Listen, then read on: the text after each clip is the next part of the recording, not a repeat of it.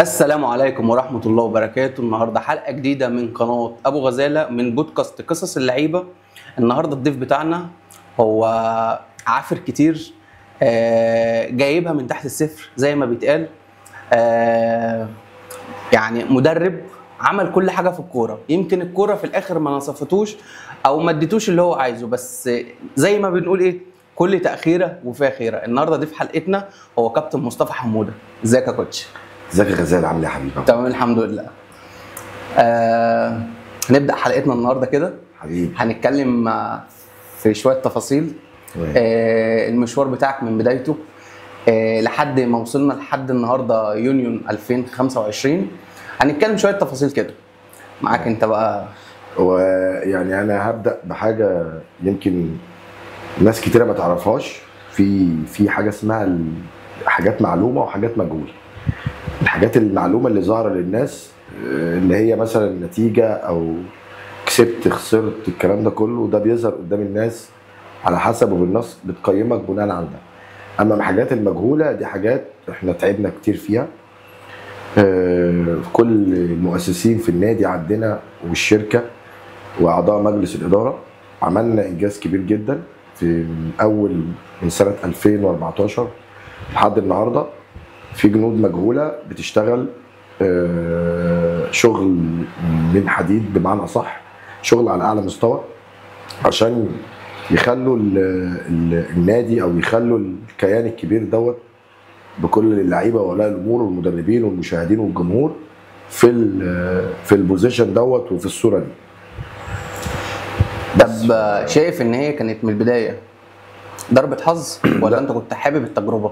لا احنا كنا حابين التجربه، وكان في هدف احنا حاطينه، والاهداف اللي احنا كنا حاطينها كنا موزعين الاهداف، بس كنا عاملين خطط قصيره مش طويله. يعني كنا عاملين بلان قصيره المدى مش طويله المدى، بنحقق حاجه ونروح للي بعديها. كنا الاول مجرد ان احنا بنشتغل عادي اكاديمي خالص، بنعلم الولاد، بنشتغل على المهارات والجزء التربوي والجزء الفني والجزء البدني. بعد كده الحمد لله ربنا كرمنا، قدرنا نعمل قاعده كويسه جدا، قدمنا منتج مختلف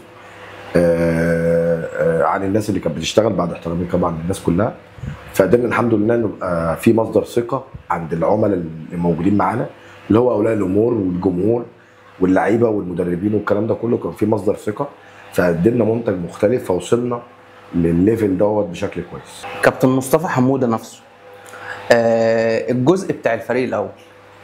طيب بص، هو الفكره بتاعت النادي كلها دي فكره احنا شغالين عليها بقالنا سنين زي ما شرحت لك، بس انا هكمل لك السلسله اللي احنا كنا ماشيين بيها. احنا ما كانش في دماغنا فريق اول خالص، ده كان في دماغنا ان احنا في تارجت عايزين نعمله، اللي هو احنا عن الشركه بتاعتنا عايزه تعمل النادي اللي هو المالك للشركه، عشان نقدر نقدم حاجه تكون كويسه ولها مستقبل، وقدرنا نعمل ده.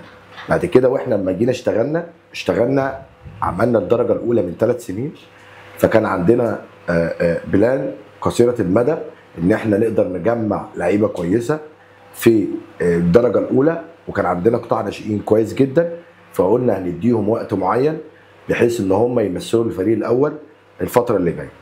طبعا الحمد لله رب العالمين مع اول تجربه خدنا خبرات، اكتسبنا خبرات كبيره، وقدرنا نشارك بلعيبه كانت صغيره مع بتوع الدرجه الاولى، خدوا الاحتكاك. السنه اللي بعديها كان نسبه الدرجه الاولى موجوده من اللعيبه 2004 و5 و6 كانت النسبه واصله ل 65%. فالسنه الثالثه الحمد لله قدرنا يبقى في سكواد قوي واشتغلنا عليه، فثلاث سنين قدرنا نبني فيهم كويس قوي، بقى عندنا فريق كويس بينافس. عملنا السنه اللي فاتت كنا بننافس، السنه اللي قبليها السنه دي صعدنا ترقي، السنه اللي قبليها كنا بننافس وقفنا على 3 بونت احنا ومركز شباب امبابه. السنه اللي قبليها كنا بنبني، ده كانت البدايه بالنسبه لنا. بس النهارده يونيون بقى اسم كبير، الناس كلها عارفه يونيون ايه الحمد لله. فقدرنا، هي دي كانت خطه، واحنا قدرنا من خلال ال3 سنين نوصل لده، فقدرنا نحقق ارقام وقدرنا نحقق اهداف احنا حاطينها في الوقت اللي انا كلمتك فيه، اللي هي البلان القصيره، اللي هو الخطط قصيره المدى، عشان نوصل الحمد لله، وبنكمل المسيره ان شاء الله. طيب قبل ما نبدا في الاسئله بقى الصريحه، ده سؤال شخصي مني انا. حبيبي.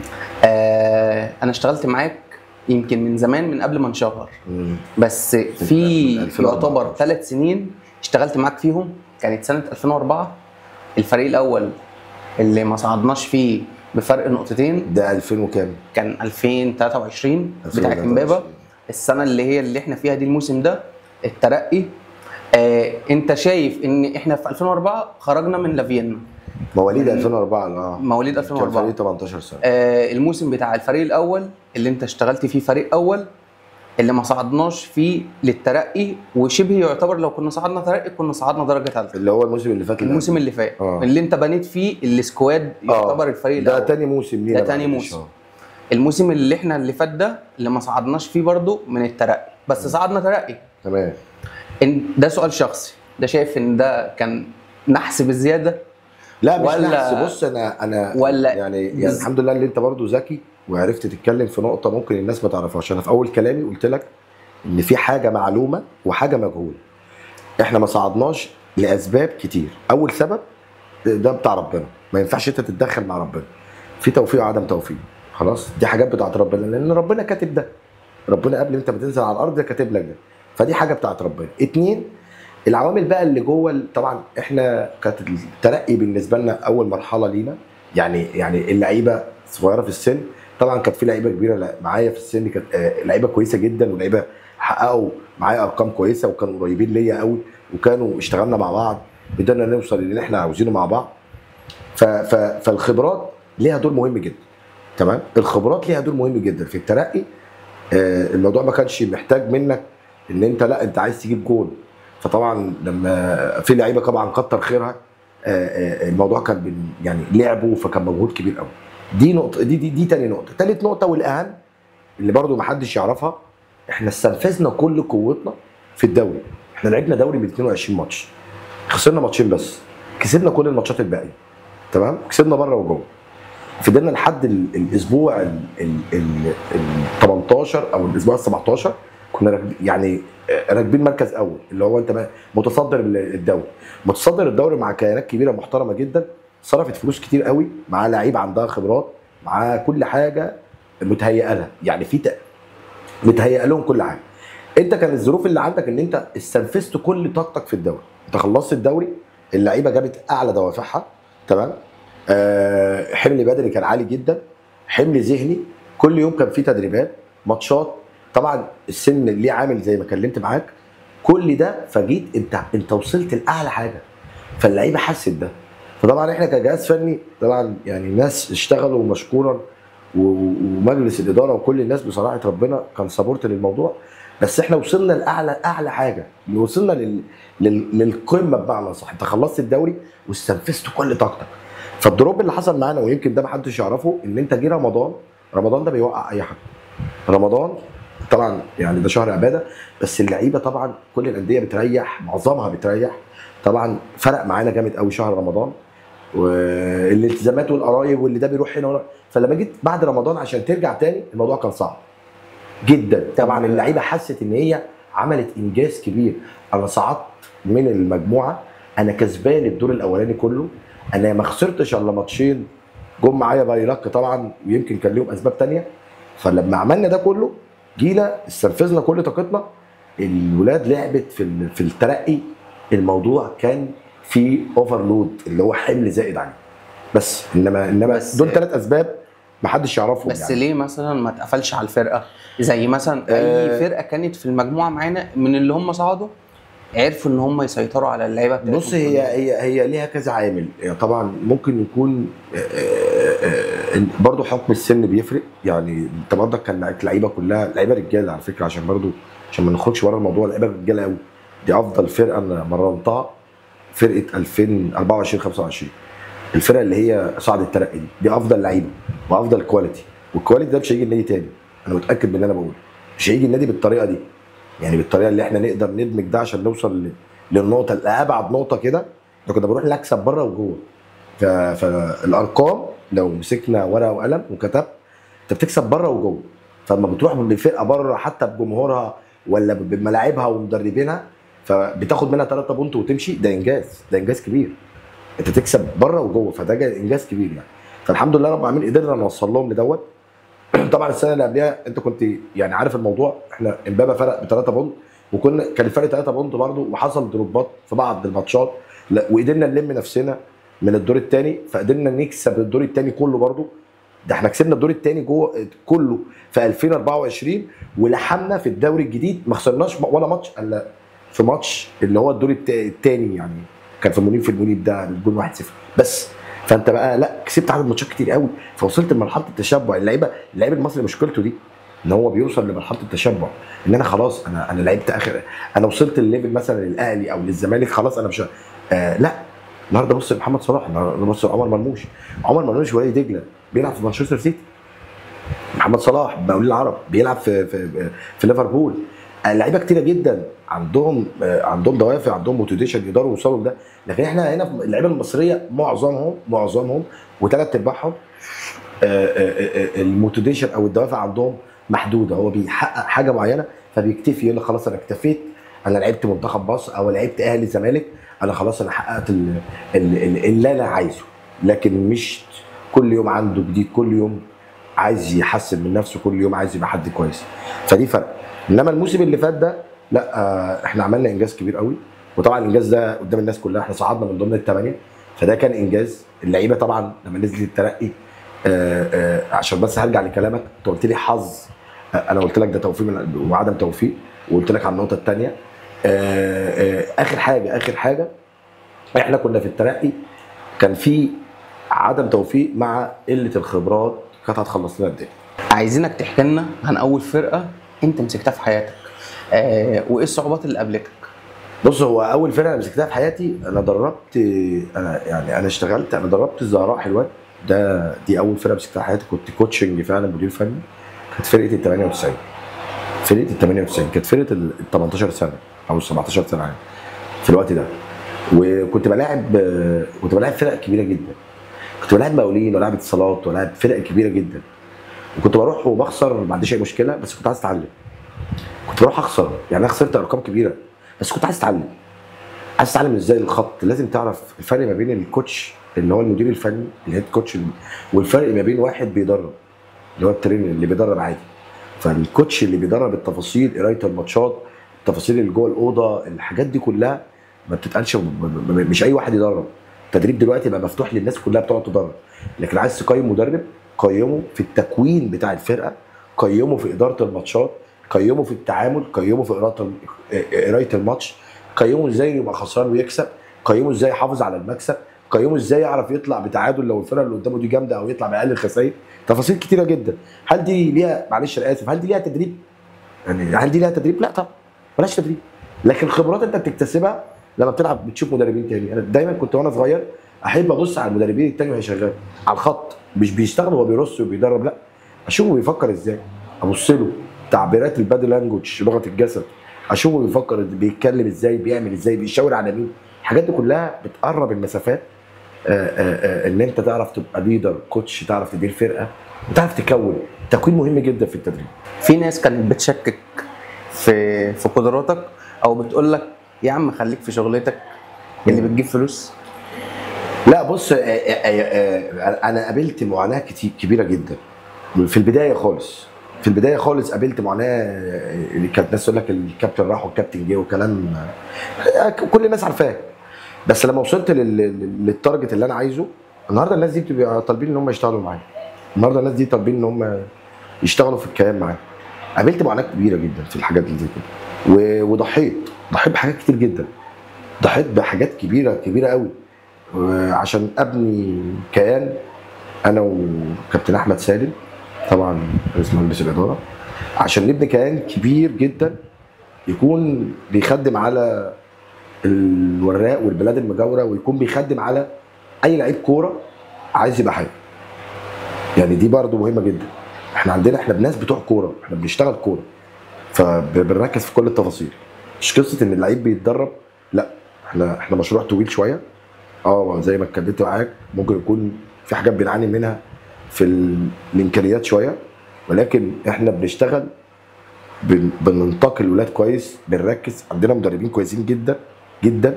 احنا في سنتين بعد ما النادي اتشهر خدنا بطولتين، احنا بطل جيزه 2024 وبطل جيزه 2025.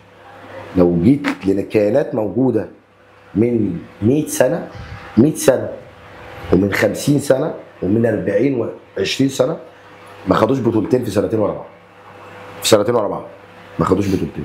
بكيانات موجوده زينا في القسم الرابع. طبعا بعيد عن اللي بيلعبوا دوري ممتاز. بس بكلمك انت تبقى بطل جيزه سنتين، اسمك يتحط في منطقه الجيزه الناس المحترمه دي سنتين، فدي حاجه بنشكر فيها المدربين اللي شغالين في النادي، بنشكر فيها مجلس الاداره واعضاء مجلس الاداره، بنشكر فيها اولياء الامور اللي دايما عندهم ثقه فينا كبيره جدا، بنشكر فيها كل حد شغال في النادي من مدربين اداريين عامل المهمات، كل الناس بنشكر فيها كل حد شارك بيونيون، وبنشكر فيها محمد ابو غزال. شكرا يا كابتن. طب في يوم من الايام هنشوف يونيون في الممتاز ان شاء الله. يعني دي نقطه مهمه جدا، محدش هياخد باله من الكلام ده طبعا. انا شرحت لك في اول كلام ويمكن هثبت عندها الجنود المجهوله اللي محدش ياخد باله منها، ممكن تكون بتشتغل بس محدش يشوفها، انت ليك اللي ظاهر قدامك. ان شاء الله احنا مشروع كبير جدا، مشروع كبير جدا وشغالين عليه، واللي خلانا وصلنا الحمد لله رب العالمين فضل ونعمه من ربنا علينا النقطه اللي احنا فيها دلوقتي. احنا بنفكر ان شاء الله رب العالمين نروح، احنا يعني ده حلم عند اي حد عايز يحققه. لا ان شاء الله نلعب دوري ممتاز ونروح لافريقيا كمان، مش بعيد عن ربنا. ليه؟ لان انت كيان موجود فعال بيحصل على بطولات كل سنه، بيطلع لعيبه تلعب منتخب مصر، بيطلع لعيبه بتروح الدوري الممتاز وممتاز بيه. النهارده انديه الدوري الممتاز بتبعت لنا ميلاد رسميه عن لعيبه عندنا. فاذا ان انت عندك جوده، انت بتخرج جوده، انت بتصنع لعيبه. فنادر جدا لما حد يصنع لعيبه. كلمه صناعه لعيب دي مش عند اي حد. كله ممكن يكون مش المقصد، يعني في ناس بتدرب، بس ان انت تصنع لاعب وياخدوا منك نادي في الممتاز بيه وياخدوا منك في الممتاز ويروحوا منتخب مصر، ده انجاز كبير لينا. يعني انت كنت بتدرب ازاي وانت لسه ما عندكش اي امكانيات في البدايه؟ بص، هو اي حد بيبدا لما بيجي يبدا بيعاني شويه. فطبعا الامكانيات احنا بدانا، بس بدانا على اللي احنا عارفينه. ايه اللي هو اللي عارفينه؟ انا لعيب نادي الداخليه، لعيب نادي جندي، واتعاملت مع ناس كبيره جدا في الانديه ديت، واتعلمت عشان ما انساش حد. اتعلمت من كابتن محمد نصر، ده اعلى حد اشتغل رئيس قطاع ناشئين، يمكن الناس كلها عارفاه، علم الناس كلها. اتعاملت مع كابتن زكريا ناصف نجم النادي الاهلي، انا بشكره طبعا. فانا علمني كوادر كبيره. فطبعا دي ادتني دفعه وانا مدرب. ليه بقى؟ الامكانيات لما بتشتغل انت هتجيب الامكانيات. انت امكانياتك كمدرب وعندك حاجه، عندك معرفه، عندك حاجه بتقدمها للناس. ابتدينا نبني نفسينا حاجه في حاجه، ابتدينا كل خطوه بنشوف احتياجاتها وظروفها وكل حاجه بقى عشان نوصل للمرحله دي. اي حد بيجي بيبدا بامكانيات قليله، زي اللي بيفتح سوبر ماركت او اللي بيجيب عربيه موديل قليل شويه، وبعد كده بيكبر بيجيب اعلى. انت النهارده بتيجي تشتغل في الميديا، بدات بكاميرا انا فاكر كويس جدا ب 5 200 حصل. النهارده انت بسم الله ما شاء الله معاك كاميرا كويسه ودخلت في كذا حاجه وكذا مشروع، وعملت مشروع لنفسك عايز تبدا فيه، برغم ان انت دخلت في كذا مشروع. بس انت بدات بايه؟ لو جيت قلت لك غزاله انت بدات في ايه سنه كذا، تقول لي يا كابتن انا بدات بكذا وكذا. طب النهارده انت معاك كام كاميرا في المكان؟ عندك ايه؟ عندك ايه؟ فطبعا هتيجي هتبدا خطوه خطوه عشان توصل للي انت عايزه. فطبيعي ممكن تكون الامكانيات قليله في الاول، بس بعد كده انت بتحقق وتزود الامكانيات وتشتغل. ولسه خلي بالك احنا رايحين لحته بعيده قوي ان شاء الله، ان شاء الله باذن الله رايحين لحته بعيده قوي. ده تفكيرنا ودي البلان اللي احنا حاطينها، واحنا بنشتغل على كده، مش كلام وخلاص. يمكن دي ارقام الناس بتشوفها على الميديا، ارقام بالناس. احنا لسه بايعين، يعني في 2 لعيبه لسه خارجين من النادي، وفي 2 خرجوا قبليهم. خلصت دوري الترقي الدرجه الثالثه خد منك 2 لعيبه، ممتاز به خد منك 2 لعيبه، في ناس ثانيه طالعه، في ميلاد بتجيلنا. احنا بنتعامل بايميلات رسميه او من مكان يكون فيه اعضاء مجلس اداره او رئيس نادي. ما بنتعاملش مدرب ياخد لعيب كده، ما عندناش الكلام ده. عندنا لازم تكون حاجاتنا مقننه، بندور على احتياجات ولادنا في المكان المناسب في الوقت المناسب، يعني كل حاجه بالتفاصيل المناسبه. طيب عايزك تحكي لي اغرب موقف عدى عليك في ماتش او تمرين. اغرب موقف عدى عليا في ماتش او تمرين، اقوله في تمرينه واقوله في ماتش. ماشي. مره في التمرين بدرب، الموقف ده صعب جدا، وطبعا اكيد فاهميني يعني، اللي بتاع الكوره هيفهمني. واربعه لعيبه اتخانقوا مع بعض، وكنا احنا ماشيين اول. الحسد مذكور في القران، واللي ينكر ده يبقى حد مش مؤمن بكلام ربنا. خدنا عين الناس بصت لنا، فرقه عماله تكسب، وبنتمرن في الملعب 30 لاعب، والشكل موحد والزي والناس والدنيا ونتائج بره وجوه. 4 لعيبه اتخانقوا مع بعض، فانت راح تتكلم مع واحد، يعني تتكلم مع واحد تلاقي حد تاني راح شد مع ده، فتتكلم مع ده، فاحنا داخلين التمرين دخلنا في عمليه صلح. انت متخيل؟ لا ما حصلتش. التمرين ساعتها انا لغيت التمرين اليوم ده، احنا بدانا اول نص ساعه من التمرين الدنيا كانت تمام، خدنا العين رصاصه لقينا نفسنا الفرقه بتتوزع. والله لميت الناس ودخلت الاوضه عشان نصالح بس، خلاص التمرين خلص. بص على دماغه وبص على دماغه. ده اغرب موقف في التمرين، ده اغرب حاجه في التمرين. طيب ماتش، انت عايز اغرب حاجه في الماتش؟ اغرب حاجه في ماتش الدقي. ماتش الدقي اغرب موقف ليا. الدور الاول ولا الثاني؟ الدور الاولاني. كنا ماشيين اول وكسبنا كايرو عندنا 3-1، فاحنا بعد كايرو بتلعب العمرانيه، كسبنا العمرانيه، فهتلاعب الدقي لان كان في باي، فلازم تلاعب الدقي. ده الماتش اللي هيخليك يبقى عندك يعني مثلا هو 15 يبقى انت عندك 18. ف فضلت واقف على الخط، عملنا كل التغييرات بتاعتنا، قرينا الجيم، عمالين نضيع، الكوره عماله تضيع. انا مستغرب، والجون يجي في الدقيقه، في الثانيه الاخيره اللي بعدها الحكم يصفر، يطلع معتصم يحطها بالطريقه دي كانت اغرب وقف. الموقف ده فعلا خلاني انا عيطت فعلا، لا بجد الموضوع انا حسيت بيه. زيكا طبعا جه حضرني، بيكر جه حضرني، لان هم حسوا بالتعب معايا، فانا حتى بصيت لهم. الموضوع كان موقف مغرب لان احنا كنا بنضيع، وانا كنت عايز ابقى اول، فلما بصيت ورا ظهري قلت لهم انتوا عايزين نبقى كده بس. فده كان اغرب موقف بالنسبه لي. طيب مين اكتر لعيب خلاك تطلع عن شعورك؟ اكتر لعيب خلاني اطلع عن شعوري في ايه بالظبط يعني؟ ما في التدريب ولا في الماتشات؟ عموما اكتر لعيب خلاني اطلع عن شعوري علي مسلحي.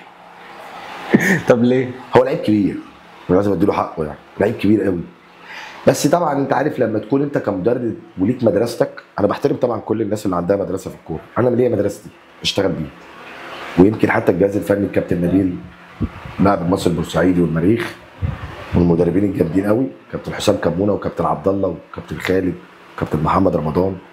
الناس دي كلها كانت معايا في الجهاز، لازم اشكرهم لان هم الناس دي كان ليها دور معايا جدا. وكابتن احمد سالم رئيس النادي كانوا سابورت في ظهر الفرقه، تحس ان كانت في اريحيه معايا، لان كان في حد بيساعدك، ده بيتكلم في الجانب النفسي، ده بيتكلم في الجانب كذا، ده بيحل مشاكل، ده بيشجع، الحاجات دي كانت بتفرق معايا. بس ف كان علي مسلحي من النوع، علي بيحب لما تدي له اوردر او تدي له قرار او تقول له ايه هنعمل كذا، فممكن علي يعمل حاجه ثانيه. فخلوا ليه مثلا انت عايز دلوقتي تقول له واحده شيل، فعلي عايز يشمس، شيل فعلي عايز يقوم داخل بالراجل اللي جوه، شيل عايز يطلع بيه لبره. مع ان هو علي نسبه الماتشات بتاعته وهو داخل بنسبه 100% في الماتشات ولا 90%، من اللعيبه الجامده جدا، من اللعيبه اللي عندهم مميزات. انا بقول لكم ده لعيب دوري ممتاز، يعني عنده مميزات يعني في امكانيات وحاجات، بس الدماغ بقى لما بتشتغل هي دي ممكن تكون نرفزتني. انما هم الباقي كله بصراحه كلهم لعيبه رجاله يعني، كلهم. لا وخلي بالك عشان برضه كان عايز اشكرهم منه، كلهم بلا استثناء تعبوا، عملوا مجهود باقل الامكانيات، عشان برضه حد ما ظلمش حد فيهم، عملوا مجهود باقل الامكانيات. بس كانوا بيشتغلوا باخلاص، كانوا بيحبوا النادي، ما كانش في لوع، في شغل، هنشتغل. كانوا بيحترموني وانا كنت بحبهم، الاحترام دي رقم واحد، احنا هنعمل كذا خلاص، برغم ان في حاجات احنا كنا بنقرب المسافات مع بعض عشان لو في حاجه صعبه بنقرب، بس هم بصراحه انا بالنسبه لي دول انا بعتز بيهم في اي حته يعني. كلهم بصراحه عشان ما انساش حد، لان انا لو قلت اسم واحد التاني ممكن يزعل، بس كلهم بس. طيب مين اكتر لاعب انت كنت بتخاف اول لما بيلمس الكوره؟ لا هو مش بخاف ان هو يلمس الكوره، بس انا عندي في الشغل اماكن معينه. يعني انا مثلا ما بحبش الباك رايت يزودها. ما هو انت لو قلت لي لاعب بنفسه، لا ما بحبش الباك ليفت يزودها في النص بتاعي، مش في نص الخصم. في نص الخصم اعمل اللي انت عايزه، انما النص بتاعي لا، انا محتاج ان انت تلعب السهل. فاي لاعب كان بتجيله كنت بخاف، طبيعي، الرد منطقي. اي لاعب كانت بتجيله من ناحيه الرايت في النص بتاعي، يعني ما ينفعش عند الجون ولا باك رايت بيستلم على اللاين وعايز يدخل لجوه او يعمل كذا، كارثه. مش كنت بخاف، انا ممكن كنت اقعد انط لفوق عشان يطلع الكره من رجله، وده حصل على فكره. بس بنعديها عشان في حاجه حلوه، بنعديها عشان كسبت، عشان جبت جون، بس. طيب عايزين نعرف انت ليه بتزعق كتير؟ والله بص، دي من الحاجات، انا مشكلتي ان انا يعني انا ممكن انا مش بس شايفها. على فكره انت بتصعب علينا احنا. طبعا انا بص، انا بعمل يوم الماتش ده اصعب يوم بالنسبه لي، اصعب يوم بالنسبه لي اليوم اللي قبل الماتش والماتش. ممكن التراي لو انا ريحت بعدها بيوم خلاص، بس بالليل لما انا بحضر الماتش لتاني يوم ده اصعب يوم بالنسبه لي، وهو الماتش. بزعق كتير ليه؟ انا مدرستي ان انا بحب اكرر المعلومه، بحب الناس تسمعني، مش الناس اللي هم اللعيبه. اللعيب لو ما سمعكش، في لعيب بيلعب كده بالاشاره، مفيش الكلام ده. انا مش مقتنع، انا يعني دي مدرسه، كل واحد وليه بقى مدرسته. انا بحب المدرسه دي، بحب مدرسه حسام حسن، بحب مدرسه علي ماهر، بحب مدرستهم. بيأكد على المعلومه ويقف ويرجع وينادي والمباراه عامله زي الامتحان. لازم لازم تفكروا. اللعيب بالملعب بينام. انت متخيل بتلعب ساعه ونص، عايز تقنعني الكره لو ما جاتلكش، وبالذات في القسم الرابع كله شلاليت، معظمهم بيلعبوا شلاليت. ممكن قاود بيتلعب من فرقه الخصم، يقعدوا يلعبوه في الناحيه دي، يقعد له بتاع 3 4 دقايق. انت متخيل بقى 3 4 دقايق ده اللعيب فيه لعيب واقف، ما تفكرهوش، ما تتكلموش، ده هينام. غير كده كمان هيجيله كسل وخمول. لا، فانت بتحب تنبه، فولو اب، متابعه، هنجيبها دلوقتي، الحاجات دي كلها بتفوق. هو الناس بتاخدها بشكل زعيق، هو مش زعيق، ممكن تكون بشكل تشجيع مع قرايه موقف معين عايز تاخد فيه الكره دلوقتي، وده بيحصل على فكره. لو رجعت الاجوان كلها اللي احنا جبناها هتلاقي في كلام قبليها حصل. احنا بنلعب على سبورت، اتعملت على ناحيه الرايت في الدور الثاني، لبره لو انت خدت بالك، لبره، حط. لو انت ما قلتش لبره، اللعيب هيقوم عامل كده، اتقطعت. طب انت لازم تاكد المعلومه، لان انت شايف من بره. اللعيب مش هيشوف نفسه. زي ما انا بخلي ناس تقعد بعد الماتش اسالهم انا ايه النهارده، عملت ايه؟ انا النهارده انتوا شفتوا ايه؟ التغييره دي جت صح؟ اللعيب ده لما نزلته عمل ايه؟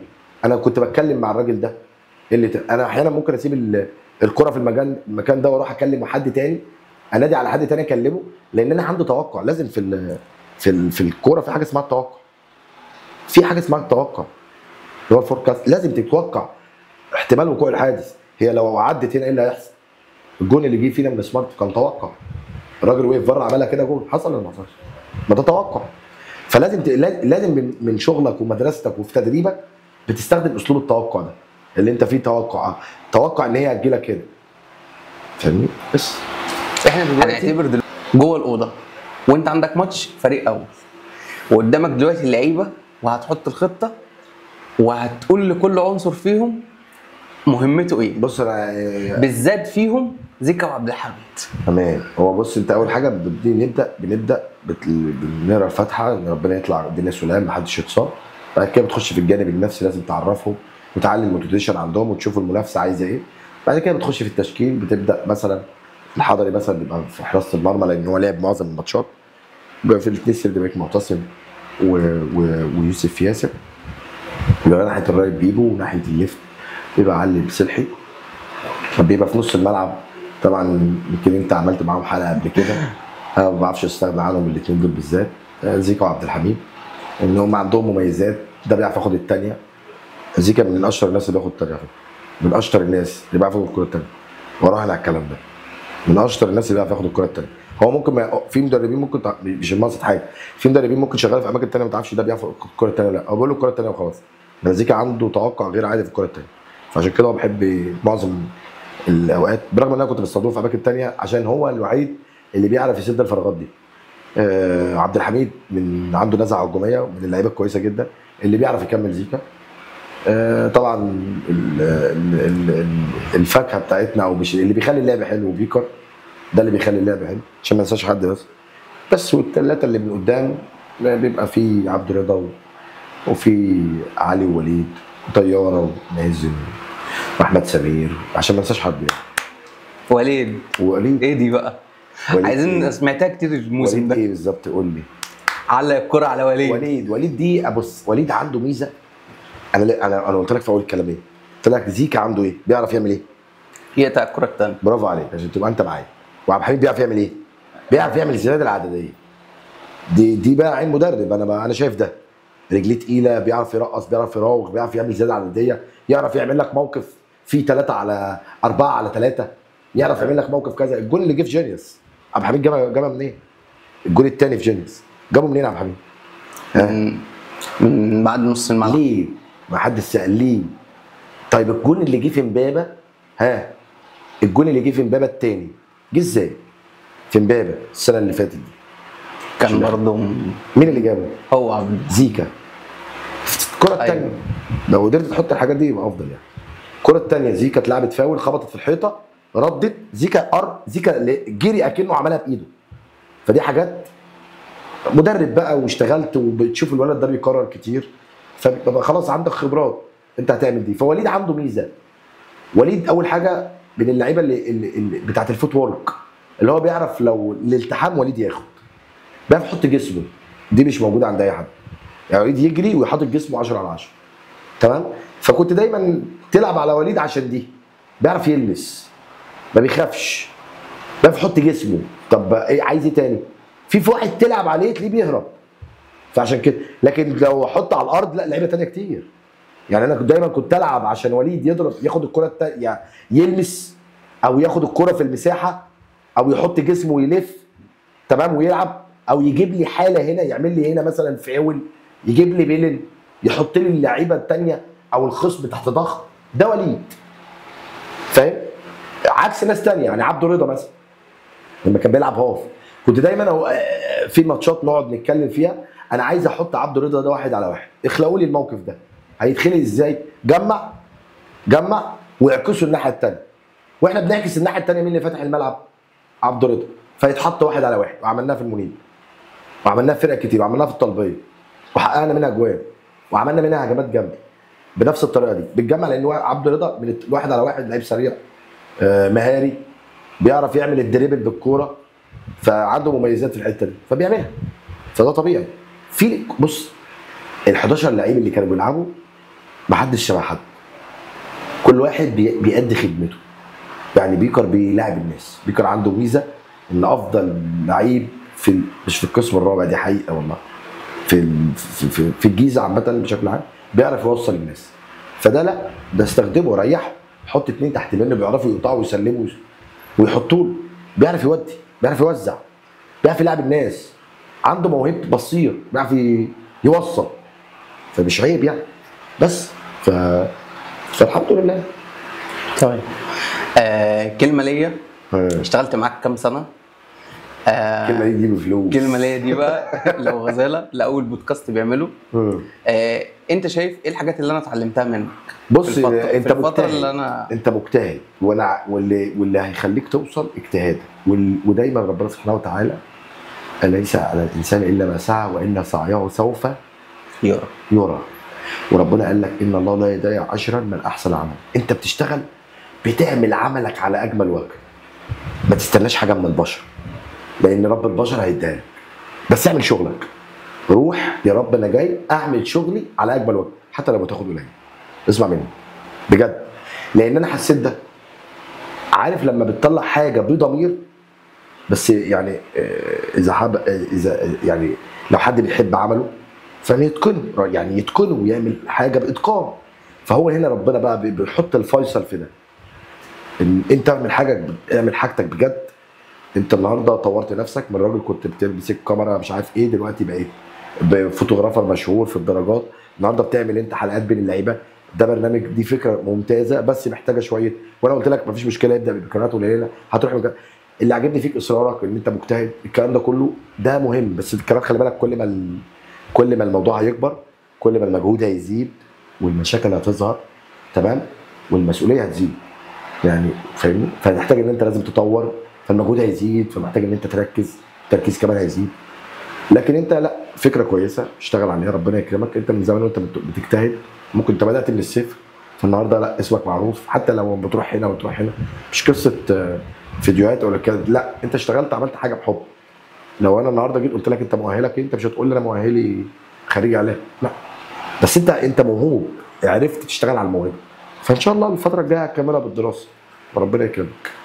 طيب كلمه هتقولها انت لابن النادي شيكا في المشوار اللي هو هيبداه في الفريق الاول. والله بص، يعني اكتر حد مش انا بحبهم كلهم، وشيكا كمان قريب لقلبي يعني، ربنا اللي يعلم، انا بربيه يعني. شيكا ده كنت بلعبه مع اول سنه ليا في زراعه حلوان، كنت بلعبه مع 3 فرق، كنت باخده بالعربيه كده من 98 العبه مع السبعه، من السبعه العبه درجه اولى. هو عنده سلاح ذو حدين. شيكا طالع من بطوله 2007، واخد بطوله، هو مشروع مدرب عندنا على فكره، هو وفاروق وجمعه وميدو وسمير وبيكر وزيكا وكل الولاد يعني، عشان ما انساش حد يعني. مشروع مدربين يعني. هو طالع واخد بطوله من 2007، فانت هنا بطل، انت هنا ايه؟ بطل. فرايح لما قعدنا احنا ومجلس الاداره، احنا رشحناه كذا حد، فخدنا طبعا لان هو خد تجربه معايا في الدرجه الاولى، فعنده خبرات من اللي حصل وشاف التعامل مع اللعيبه. فده سلاح ذو حدين، لازم الخطوه دي يعدي منها يعني باللي هو ايه، بالشغل، ما يركزش مع حد، ملوش دعوه بحد. الشيطان هيدخله حاجات كتير قوي، وكان نفسنا القطاعات تتلاقي يعني لو احنا لحد دلوقتي على امل ان يكون في قطاعات، لو قطاعات يعني ان شاء الله باذن الله اتلعبت، هيبقى هو لازم ياخد خبرات من الحته دي قوي، لان هو تعب مع فرقه 2007 دي قعدنا 3 سنين ما كناش بنوصل بيها الا دور ال 16، ويمكن سمير اجتهد معاه شويه. فلما شيكا جه بلور ده بقى اشتغل، عمل فريق قوي، فالحمد لله خد بطوله. فاختبار قوي وان شاء الله باذن الله احنا بنتمنى له النجاح، لان احنا بنبني مشروع مدرب ولاعب، محدش هيفهم ده، دي صعبه على فكره. النادي الاهلي ونادي الزمالك بعد احترام الكيانات كبيره، وزمايلي اللي شغالين هناك وعارفين كده كويس قوي، بيبني لاعب بس، بيبني مشروع مدرب. سمعت عن كده عن حد النهارده مدير الفني للنادي الاهلي مين؟ مدرب اجنبي. محمد النحاس خد البطوله، خد بطوله الدوري، يعني هو اللي فنش مع الاهلي، ما راحش ليه كاس العالم، هو كان المفترض يروح. هل هنا بقى مشروع مدرب؟ لا، انما احنا عندنا بنبني مشروع مدرب، بندي الفرصه دايما لاولادنا، لان احنا بنحب نكبر بيهم، لان هو ده المكان اللي احنا ربنا فيه، فده بيته، فالطبيعي لازم تعتمد عليه ويتعلم، يعني تقف يغلط وتصحح له وتقفوا مع بعض، ومش من اول غلطه تستنى له، لا بالعكس، حبلنا واسع شويه، وبنتمنى له ان شاء الله يا رب تيجي على ايده، لان خلي بالك هي مش قصه مين اللي عمل، مش كابتن مصطفى، ما هو كابتن مصطفى بقى له 3 سنين بيدرب، احنا سنتين بننافس وصعدنا، انا وكابتن نبيل والجهاز كله، عبد الله وكابتن حسام وخالد في رمضان، الناس كلها موجوده عشان ما ننساش حد. صعدنا للترقي. هل ده معناه ان طب ما الناس صعدت الترقي وعملنا انجاز، بس احنا عايزين نصعد، هتفرق معانا تيجي باي حد، ليه بقى؟ هيعود على مين؟ هيعود على النادي، هو ده الاهم النادي. احنا هنمشي، احنا هنيجي وقت ونمشي، صح؟ هنقعد نخلد فيها؟ لا، مين اللي هيكمل المسيره اللي جاي؟ مشروع، ودايما في كل بوستاتي بقول مشروع نجم بقى، اداري، مدرب، لاعب، عامل مهمات. في ناس بدات اداريين النهارده، هشام مهدي في TBFC، محمد جمعه في رئيس تدريب، ما كيانات كبيره اهي بتشغل الناس دي عندها ليه؟ عشان احنا كنا واثقين فيهم ان هم ليهم دور مهم جدا معانا. كانوا مشروع، والحمد لله لحد دلوقتي هم ولسه هيكبروا بيناديهم، كل المدربين الحمد لله والاداريين ان شاء الله. طيب كلمه اخيره تقولها للناس اللي بتتفرج عليك والاولياء الامور اللي بتتابعك وللجمهور يعتبر كله بتاع اف سي يونيو. بص انا اول حاجه يمكن انا قلت في نص الحلقه، انا قلت في مشروع كبير. انا بشكر كل الساده اولياء الامور اللي معانا كلها حتى اللي مشي. احنا عندنا حلم والحمد لله كل يوم بنحقق منه حاجات كتير، وعندنا اهداف كتير قوي كل يوم بنحقق منها المزيد، يعني كل مره بنحقق منها اهداف. مشروع نجم في نادي يونيون او نادي يونيون بالاخص، احنا عندنا بنقدم، احنا عايزين نعمل باولادنا كل حاجه، عايزين اولادنا يبقوا منتخب مصر. كل اولياء الامور خلوا ثقتكم فينا كبيره، لان كل ما ثقتكم فينا بتكبر كل ما احنا بنشتغل اكتر، بيبقى عندنا حرص وبنركز اكتر، لان احنا ان شاء الله باولادكم رايحين لحاجه كبيره قوي. ده بالنسبه لاولياء الامور اللي احنا بنحترمهم واحنا بنتشرف بيهم في مكاننا. اما الجمهور طبعا احنا بنحب الناس كلها، يعني بنحب الناس كلها، لان احنا بتوع كوره، عمرنا ما اتخانقنا مع حد، عمرنا ما زعلنا من حد، احنا بنحب الجمهور كله، بنحب وبالاخص كمان جمهور الوراق واوسيم. اوسيم عمل معانا دور مهم جدا بصراحه، يعني مجلس اداره اوسيم ومركز شباب اوسيم وكل حد شغال في مركز شباب اوسيم من اول عامل مهمات لحد رئيس مجلس الاداره حمدي حلاوه. لا كانوا سابورت معانا في كل الماتشات من ناشئين وبراعم، من ناشئين وفريق اول. الوراق طبعا بلدي وبتشرف فيها، كل الكوادر اللي موجوده في الوراق، فالحمد لله. فهي دي رساله ان انا مكان كبير جدا بيقدر يصنع لعيب، عنده لعيبه كل سنه بنخرج من النادي عندنا كل سنه ما يقارب من 3 4 لعيبه لانديه المحترفين والدوري الممتاز به والدرجه الثالثه. ف مكنه بتطلع لعيب، مشروع في هدف، في بلان، في شغل بيتعمل، مش مجرد ان انت بتروح مكان شهرين وتمشي، بتلعب سنتين وتمشي، بتلعب مرحله البراعم وما عندهمش مرحله الناشئين. عندنا نادي من اول 2022 لحد 2000 للدرجه الاولى، وكل دول بناخد من ولاد النادي. عندنا مدارس كوره بنفرغ لقطاع النادي.